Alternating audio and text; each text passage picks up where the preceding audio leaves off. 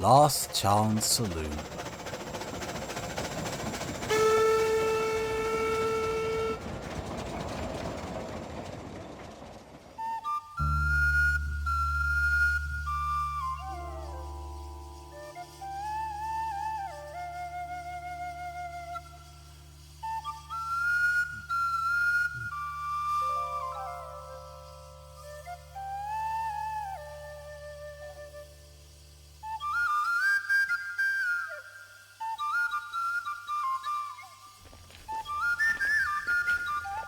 Good morning, engines.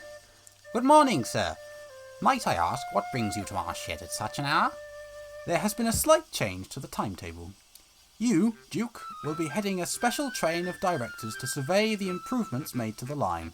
It'd be an honour, sir. Oh, but what will happen to the picnic? I shouldn't like to disappoint my friends. I shall have another engine pull the picnic in your place. Today is far too important for any mishaps. I shan't let you down, sir. Ha! Surely you'd rather showcase something a little more modern than that real Dookie, huh, sir? Shouldn't you be collecting the workmen by now, number 2? Sure, sir. Whatever you say. Stanley had been on thin ice with the manager since his arrival.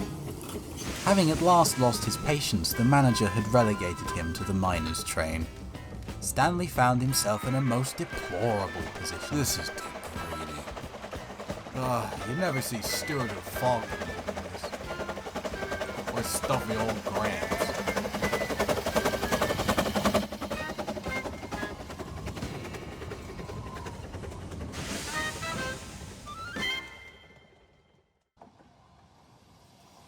By the time Stanley had returned to the workstation, he was surprised to see Duke still on shed, surrounded by a group of workmen. The manager paced the platform anxiously. Oh, thank goodness, another engine. Perhaps... Oh, it's Stanley. Quite the locomotion you got going on here, sir. You see, it's funny. I'm afraid Duke has broken an axle trying to move off shed. Stuart and Falcon are busy on the boat trains. The other engines are all up the line, so that leaves... You, number 2. Me, sir? Yes, Stanley, you. I still need an engine to pull the director's train. Dispose of your stock and make haste to the harbour. Be quick now. Yo! Now, Stanley. This is the day, this is the day, this is the day. Make sure you take extra care. Mind the track. Dookie. It's kind of you to bow down to your successor. Stanley. No, but really, if you'd have thought I was the best engine for the job, you should have said so this morning, man. I could have done with it. Go. Okay, Grandpa. I will go now.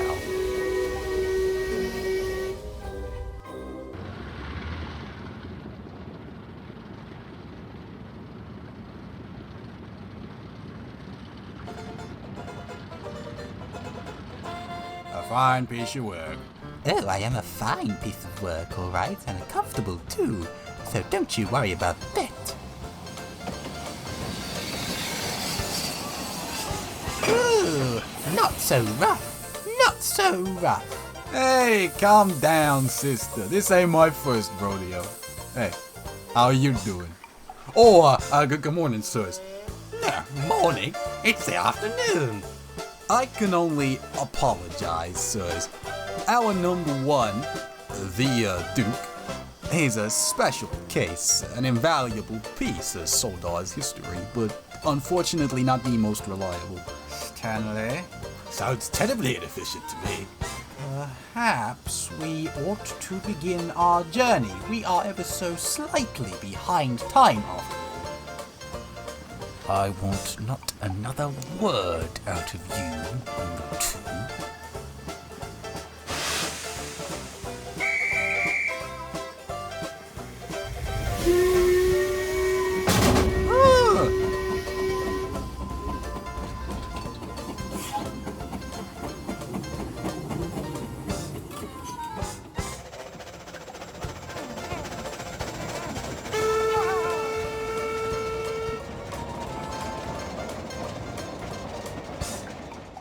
Stanley!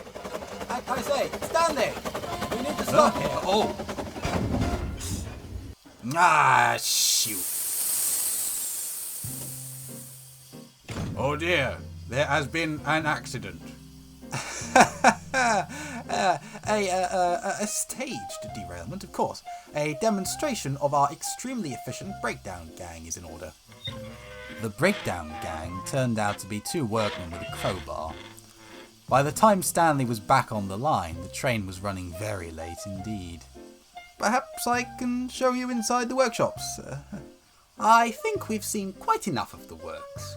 Quite.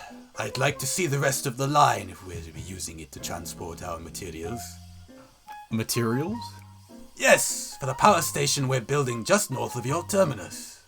Ah, I see. Shall we, gentlemen?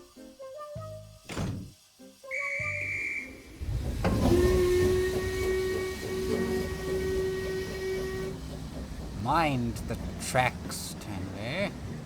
You see, it's most kind of you dignitaries to consider our little line for your project.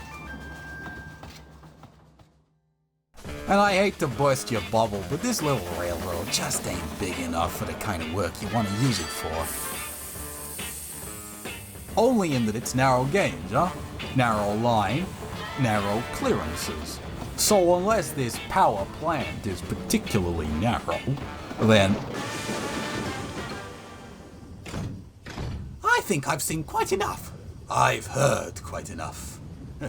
I've felt quite enough. Please, sirs, I'm sure we'll be derailed and underway shortly. The top station isn't far. I'm sorry, sir, but it's clear to see that your railway simply isn't suitable for our needs. Bumpy track, narrow clearances, even your engine agrees. Now be a good man and call for another engine. Perhaps at Topham we can discuss plans for that new branch line whilst we wait. Certainly, gentlemen. I took the liberty of drawing up some I preliminary plans. shall talk to you later. Come on, Martin. I think Falcon's at the next station.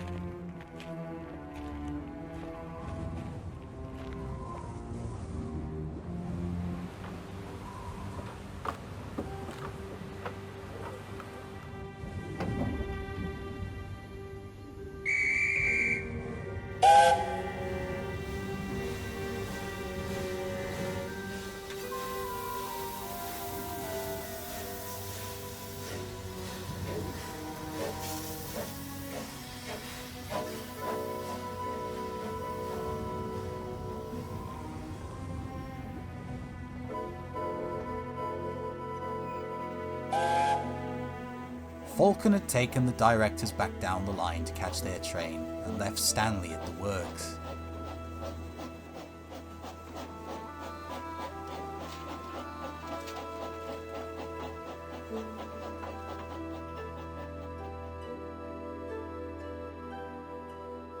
Do you have any idea the damage you've caused today? I was only trying to tell the truth, sir. Oh, curse you, Stanley. Duke. You've managed to bring the whole railway down, as I once said you might. Duke.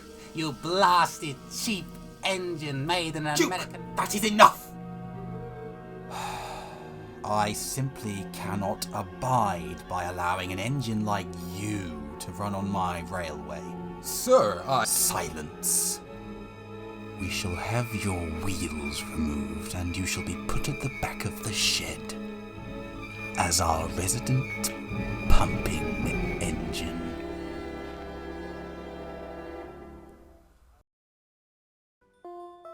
He's still there, behind our shed. He'll never move again.